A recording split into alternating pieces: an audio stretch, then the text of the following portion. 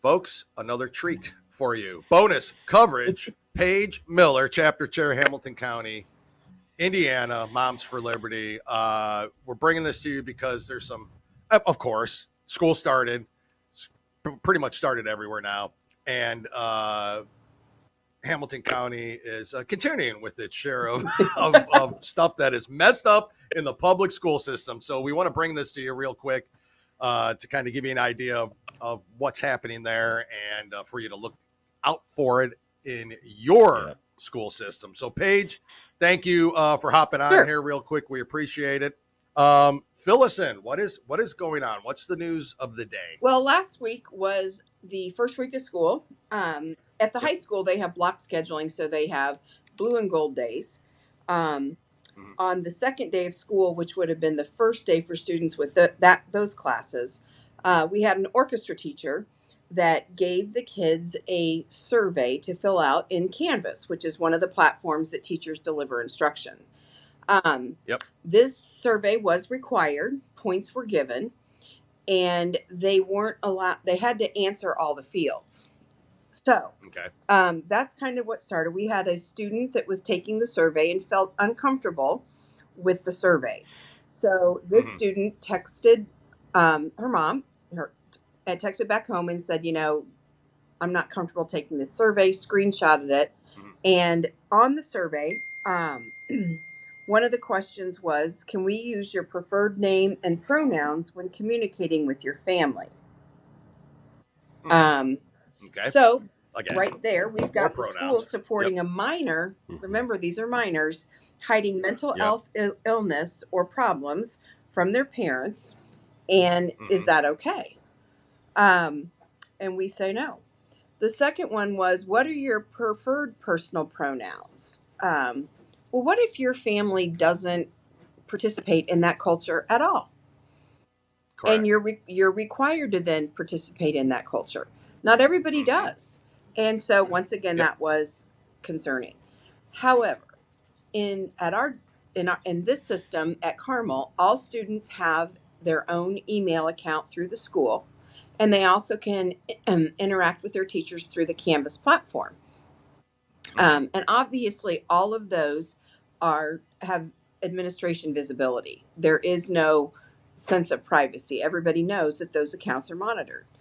Teachers know it. We have them. Those are monitored, and they have visibility. And so does the student account.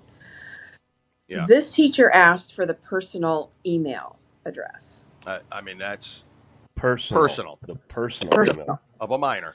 And they're of a minor. And I cannot, for the life of me, come up with one good thing that could come from a teacher interacting with a student on a private email that has zero visibility. Remember, these are minors. Exactly. These are minor children. And this was required. That's what I was going to ask you. It was required, and points were given and or deducted, right? If you did not want to answer, or if you didn't answer it in the way they want you to answer it. And that was right so that was like presented to them as soon as they get in the class, they sit down, boom, here, you've got to fill this out. It was the first day. And it was called a getting to know you survey. Come on. And it was a hard copy survey. It wasn't on a computer or anything like that. It was a computer survey. So our friendly little computer software. Okay. Got you. All right. Wow. So this mom reached out to us. She wasn't one that we knew very well before, and she fired off an email, which was excellent. To the principal and the orchestra teacher, and also sent it to the school board and the superintendent. And I think I'm going to read one paragraph of it. Please. Because I think you'll see the anger and frustration come out of this parent. And what she says is, I am absolutely enraged that the Carmel Clay school system is offering to keep secrets for students who are minors from their families. I am interested, how does this school system justify this? What law are you using to support keeping important information about students from their families?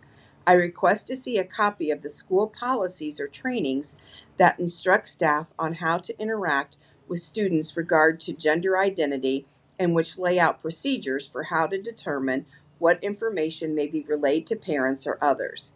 I want to see these documents. Yeah, that's amazing and to the point.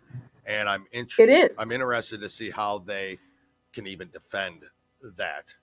Now, Right. this and was what their just answer is one going to be. teacher, right? This wasn't school wide, or was it No, school? Just one no, it teacher. was not. One It was teacher. one teacher that did this. So that brings up a lot of other questions. It's a rogue teacher going out on their own to pretty much present this. So that teacher clearly has the ideology of if you want to use a pronoun, we're gonna call you by that. If you feel your gender is not what you're currently born with gender is, then I'll take care of you. Your parents don't need to know. That's that teacher's mentality. That's the person right there that's passing out that survey. So, and there's a lot of staff development that's done during the summertime. And she also sent this to the superintendent. And I think what's interesting was his response to the board. Yeah. And he said, while a good practice to get to know students, there were several questions that will be taken out, made optional, and reworded. We will be discussing putting out a best practice document for get to know you questionnaires in the near future. So what were you doing? What staff development were you doing? We have a problem with the surveys. We brought Panorama to the attention. Correct. This is problematic. But you had a summer that you could have taken care of this. Correct. And you chose not to because you're doing other staff development that you think's more important than discussing putting together a best practice document. Yeah. You're going to discuss that with get to know you. What do you mean? Yeah. You've got a teacher that's asking for personal emails, and you want to discuss putting together something? Yeah. That I think of everything that was on that bothers me more than anything, which should bother most parents is that why the private email. Everybody has a school email like we talked about before. Excuse me. Everyone has that. Yep. Why do you need the private one? What is the point? What are you trying to hide? Is what I would like to know. Correct, because there's no transparency. The school doesn't see it. The parent doesn't see it. It's strictly between that teacher and the minor child. Yeah, it's concerning. Well, and I want to read one other part of her letter because I think this is important.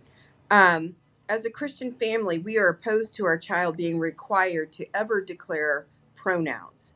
This makes our child actively participate in a culture that we do not support. Correct.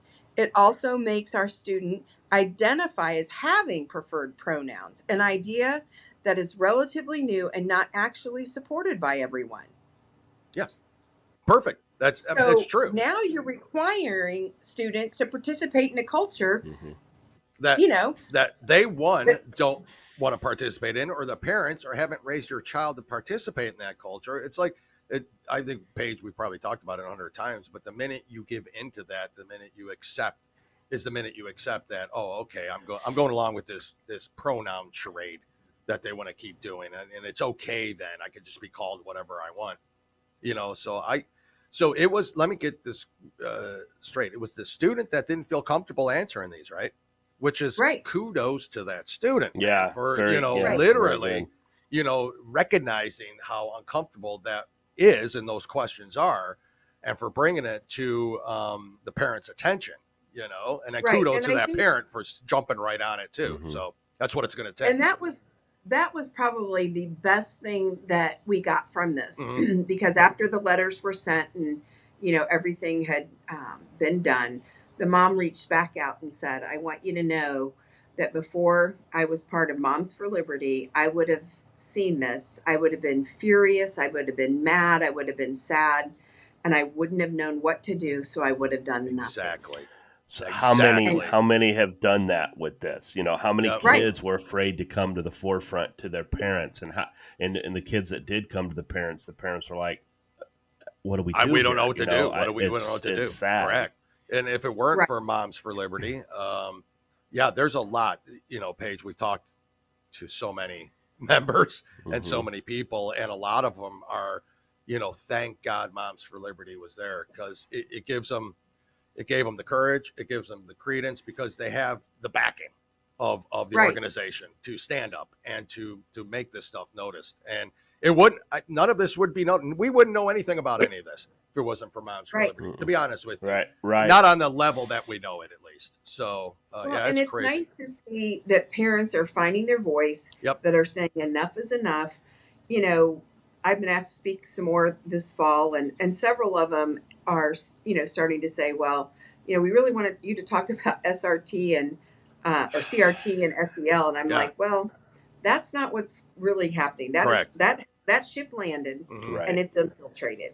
But what we need to talk about is the sexualization of children and the gender identity plans that we know are out there. And that's where we're at today. And, you know, this keeps getting pushed in a public school setting. And that's not what we send kids to. Just go back to educating. I don't understand why we have to push any other agenda than kids learning. Exactly. That's what we do. Exactly. And, you know, our folks all heard on the last episode with you and Ingrid, the ramifications of going this route and not just teaching math, English, literature, history. The scores are well, we're seeing the results of that, right? And we're seeing the results of that. So yeah, this is crazy. Paige, you got to keep us like up to date on what happens here, and you always will. I mean, I will. You will. You will. And then you literally, you know, come back with any updates. I like these little jumping ins. We might have many more. Actually, of these. Yeah, this is actually a good idea. So I kind of like the fact that we can do this, and I'll put this out there for everyone and all the other chapters to listen to. This can be your dumpster fire. Well, I mean, you know, and it always, like Jim and I talk about all the time, that it's like, you know, you're there, you're in Hamilton County, you're focused on the Carmel schools a lot, and your group is there, and they're still doing this. Like they, it scares you for the maybe the counties that don't have a Moms for Liberty group, or parents don't really know where to go or where to turn, even though that they're starting to know. It's you know, they are clearly starting to know. So but more students have to do that. More students have to step up, because if they don't, then this parent would have never known, would have just never known, maybe until it's too late, at least until it's too late. But and that's what we're coming to, is what is going to be. Now we've got a teacher that has private emails. Right now. The recourse? You know, that's the problem with this. You can say, well, now we're going to have a policy. Well, that ship sank because you didn't have one. Now you've got a teacher that has private information and the ability to interact with students privately. That's not that has no oversight. Exactly, none whatsoever. Now what are you going to do? And that's, you know, I'm sure this didn't just happen in that school. You know, it's happening everywhere, and it's like, it is frightening. You know, and it makes you wonder, like, what if the schools can't control, to an extent, the teacher? That's even more frightening. Like, this teacher just went out on their own. I don't know, man or woman, don't care, but went out on their own and decided to do this without the approval of I mean, you got enough problems in school boards and superintendents and all that, but without even, to our knowledge, discussing it with the school board or the superintendent ahead of time. Or the principal, or she's anybody with a brain. Not even begin to, you know, go on. And to have no fear. That's right. No fear about putting that kind of, because obviously they had no fear. That's right. And that's the other thing that's kind of concerning to me too, is that this teacher had no fear about asking these questions. It's predatory. Exactly. You know? I mean, it's insane. Paige, you are the best. You can rest tonight, because they're going to discuss having some type of policy. So Okay. Well, I'm glad they're going to discuss it now. At least you got to let us know how that discussion goes. Because I will. In fact, can any of us rest comfortably with the dumpster fire that's going on right now? So, I mean, we have to laugh because if we don't, we'll cry. Yeah. Yeah. Right. Yeah. Paige, you are the best. Thank you so much for bringing this to our attention and for letting us bring it to everybody else's attention. It's so important. And you'll be back. I know it. Yep. Unfortunately, like Jim said, the dumpster fire continues. So there'll be more of this, unfortunately. But at least you guys are fighting to try to put a stop to it. And Jim and I will do our part to get it to everybody so they get to hear it and know what to look for and signs. And we have a lot of great people on our podcast that listen to us. They share it as well. So it'll get shared. It'll get shared. It'll get shared. So it'll get out there. The more you know, right? All right, Paige. Thank you. You have an awesome day. I appreciate it. Too. Talk to you later. Bye. All right.